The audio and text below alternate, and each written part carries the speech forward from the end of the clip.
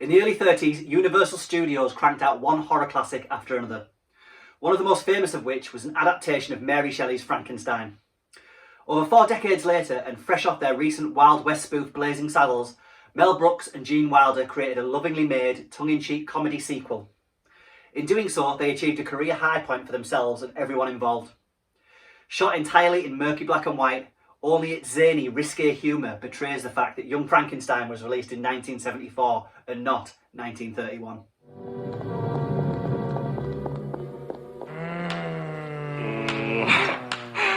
Alive! It's alive!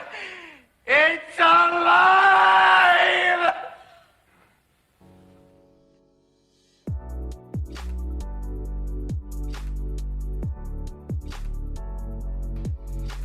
Hi, it's Stephen at Real Classic Film Reviews. If you're a fan of classic film, including classic horror, classic comedy, cult classics and classics of every kind, then you've clicked on the right video.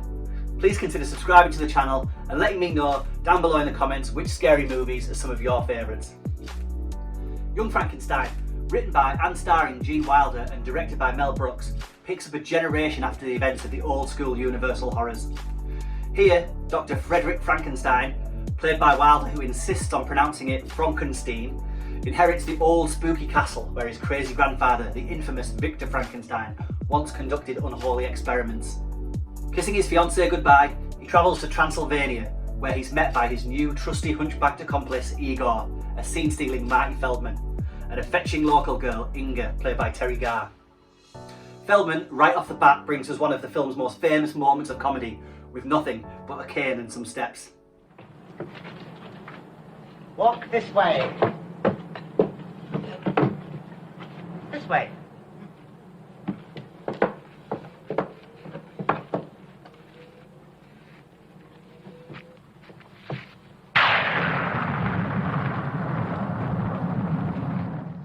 Wilder's barely been in his newly inherited castle for a night when strange noises and a malfunctioning secret bookcase lead him to discovering his grandfather's old laboratory and his records of his dark experiments, including a textbook hilariously titled How I Did It.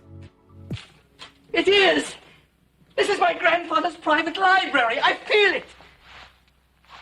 Look! Look at this!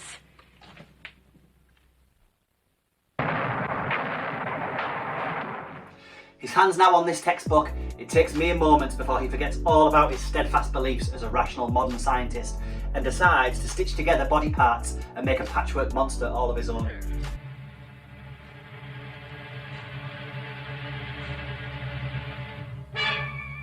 It can't work! He sends Igor off to steal a brain, who of course makes a mess of things and brings home the brain of one AB Normal.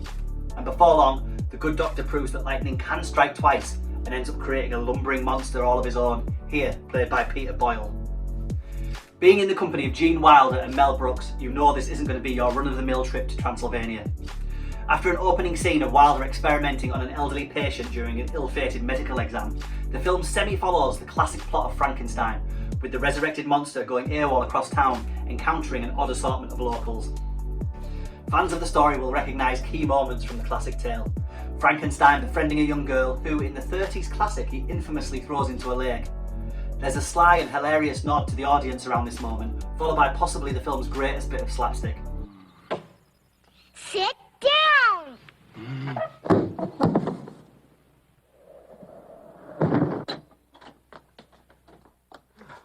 And my personal favourite sequence in the entire film, an encounter with a blind man. Here, a cameo by a young Gene Hackman, as he offers him hot soup and a cigar with disastrously funny consequences. Oh, my friend, you don't know what your visit means to me. How long I've waited for the pleasure of another human being. Sometimes in our preoccupation with worldly matters, we tend to forget the simple pleasures that are the basis for true happiness.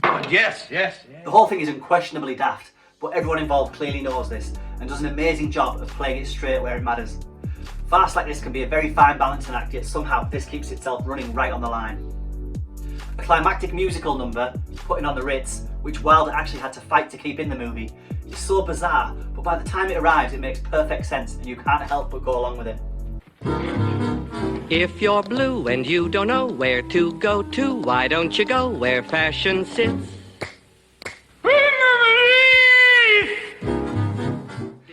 There's a certain charm to the comedy of Brooks and Wilder. Like a lot of comedy, it is subjective, but even if the humour isn't to your taste and you're a fan of classic horror, you'll surely find something to enjoy amongst the madness. Igor, would you give me a hand with the bags? Certainly. You take the blonde and I'll take the one in the tavern.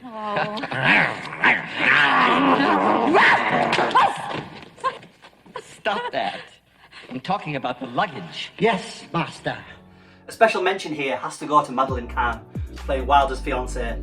Although she vanishes from the film for a long time, when she finally arrives at the castle in the third act to spoil Wilder's fun, she gets involved in some crazy and unexpected plot developments. I'm engaged, and once he took, but I didn't. It was never all the.